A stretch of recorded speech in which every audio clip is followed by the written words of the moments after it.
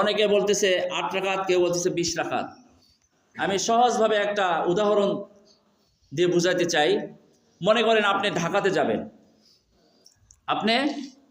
যাবেন, বাসের ভাড়া কত এটা জানা নেই, তাহলে অবশ্যই আপনি একজন বিশ্বস্ত ব্যক্তিকে আপনি জিজ্ঞাসা করবেন।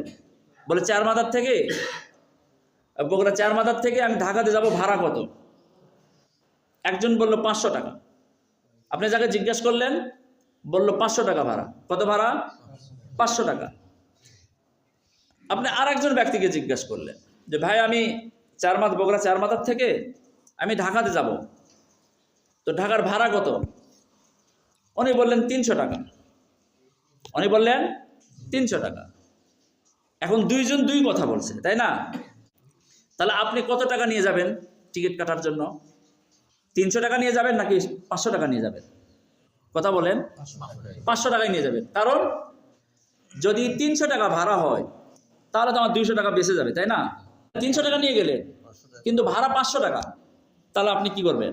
টিকিট কাটতে পারবেন? আপনি যে এখান থেকে চারমাথাতে গেলেন, এই যাওয়া আসার ভাড়াটাও আপনার লস। কি বলেন? এই জন্য আমাকে 500 টাকায় নিয়ে যেতে হবে। কি বলেন?